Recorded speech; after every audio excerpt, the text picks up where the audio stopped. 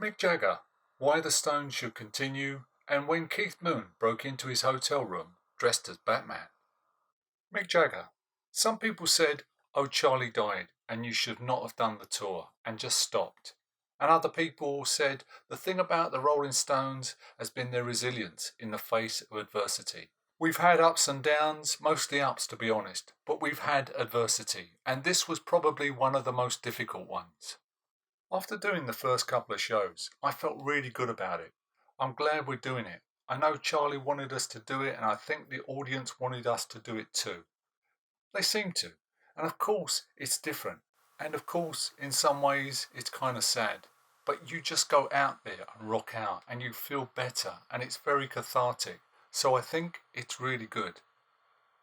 Mick went on to say, to record in the studio without Charlie will be very difficult. But before Charlie died, he managed to play on the tracks intended for the expanded edition of Tattoo You. But as Mick says, if we are to do new things, he won't be there. But, as well as the Tattoo You songs, Mick hinted that during those sessions, they started messing around and they did a few other things.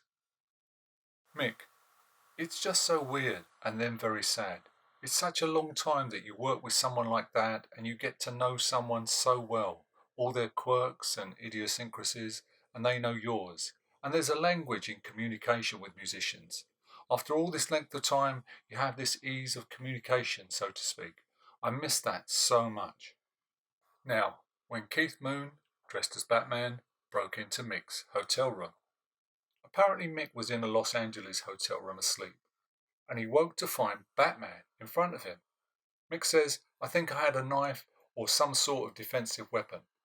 As Mick moved to defend himself, Keith Moon shouted, "It's Keith! It's Keith!"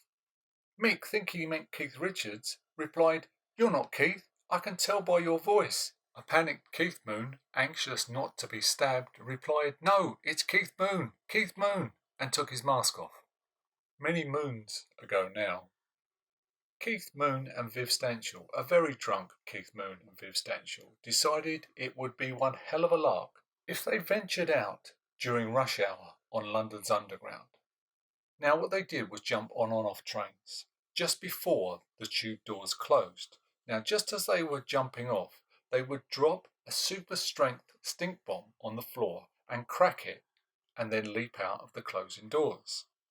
Like I said, the doors would close and the train would slowly start to pull out of the station, and you would witness through the windows a sea of appalled commuters' faces as the fumes hit them.